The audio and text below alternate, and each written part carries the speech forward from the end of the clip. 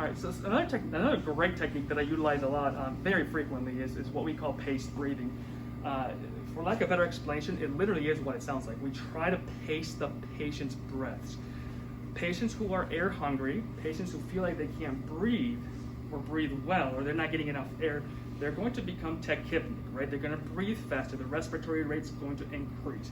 If that's the case, we talked about it in the acid-base stuff, right? We're going to have that imbalance, and eventually it can kind of be a down spiraling effect, not only of anxiety, but of course of their acid-base balance can be off, and it can be detrimental. So we literally try to just slow their breathing rate down by applying more visualization. So we pace their breathing with an activity, whether it's stair climbing, whether it's walking, whatever it might be. So what I like to do is I just instruct the patient, and remember your inspiratory to expiratory ratio, right?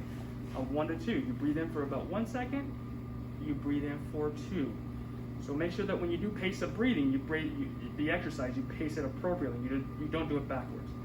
So essentially, we're just going to take a little bit of a stroll in just a second, and I'm just going to ask the patient to visualize when we turn around that when they're walking, breathe in for 2 of their steps, 1, 2, and then exhale during 4 steps. Once again, we can recreate this by going upstairs if that's the case, if that's your goal, or any other activity. So we're just going to take a little walk down this way. So I want you just to walk normally, just nice and relaxed. We're observing the respiratory rate, right?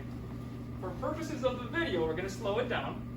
But essentially what I want you to do is just breathe in during 2 of your steps, 1, 2, and then exhale, 1, during 4, 2, 3, and 4. Good. And we repeat that. If that's uncomfortable for the patient, I could have her just, okay, during a step and a half. So about a step and a half or 1 step, breathe in, big, and then exhale during 2. 1 and 2. Breathe in, 1 and 2. If you try this, you'll notice that 1 to 2 might not be sufficient for you because it's really going to drive your respiratory rate up. So just play with it and watch the patient's respiratory rate down, and hopefully their anxiety will be reduced. They won't be so air hungry as well.